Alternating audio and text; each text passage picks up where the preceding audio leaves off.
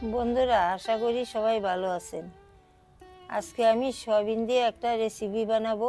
যারা মাছ মাংস খাইতে কম ভালোবাসেন তারা এইভাবে সয়াবিনের রেসিপিটা বানায় খায় দেখবেন, খুবই ভালো লাগবে।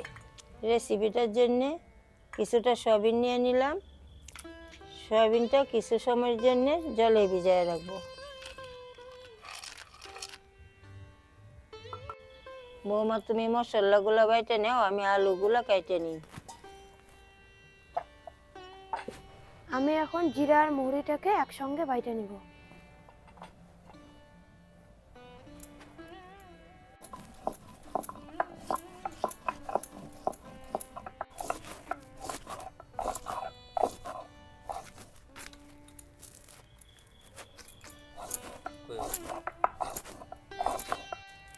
আলুটাকে এরকম গোল গোল পিস করে কেটে নিলাম। জিরা মৌরি বাটা হয়ে গেছে, এখন আদা পেঁয়াজ কাঁচা লঙ্কা একসঙ্গে বাইটে নিব।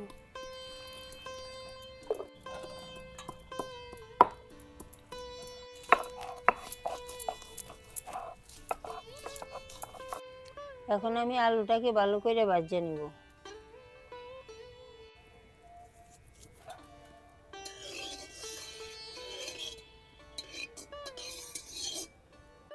তেলটা গরম হয়ে গেছে, আলুটাকে দিয়ে দিলাম।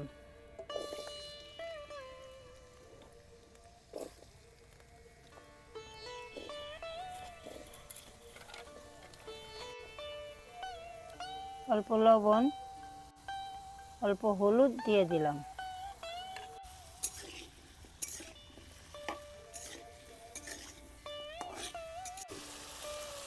আলু ভাজা হইতে হইতে ভিজায় রাখা সয়াবিনটা নরম হয়ে গেছে। এখন চিপে জলটা ফেলায় তুলে নিব।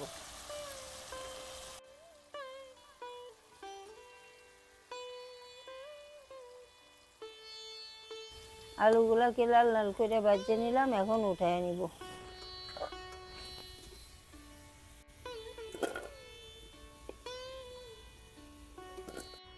এখন আরো অল্প তেল দিয়ে সয়াবিনটাকে ভেজে নিব।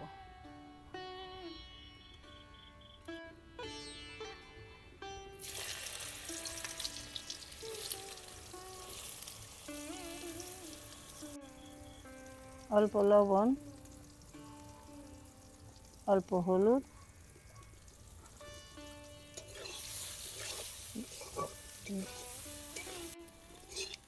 সয়াবিনটা ভালো করে ভাজা হয়ে গেছে, এখন উঠায় নিব।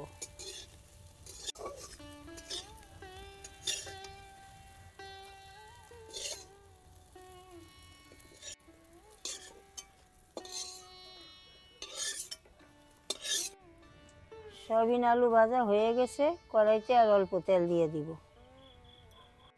এখন তেলটা গরম হয়ে গেছে, তেলের মধ্যে গোটা গরম মশলা দিয়ে দিব।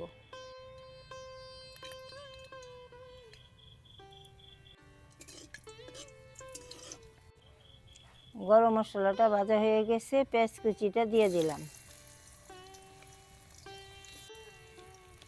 রসুনের খোয়াগুলোও দিয়ে দিলাম।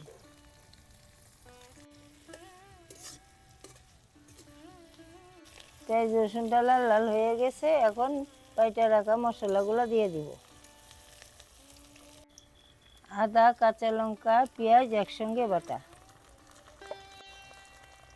জিরা মহরি একসঙ্গে বাটা, ধনিয়ার গুঁড়া, অল্প লঙ্কার গুঁড়া, পরিমাণ মতো লবণ, অল্প হলুদ দিয়ে দিলাম।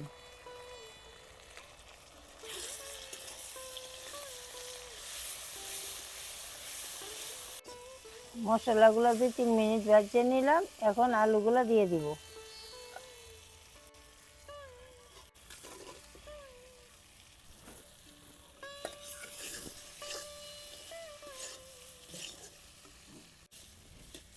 এখন ভেজে রাখা সয়াবিনটাকেও দিয়ে দিলাম।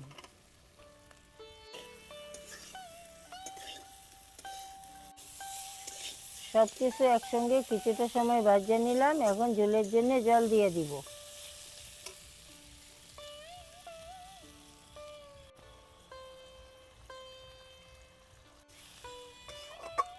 আপনারা যে যেরকম ঝোল পছন্দ করেন সেইভাবেই দিতে পারেন।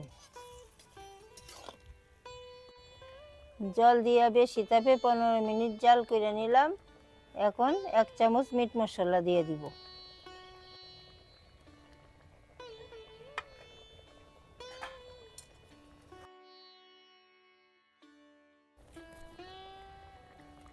মিট মশলা দিয়ে আরও 5 মিনিট জাল করে নিলাম।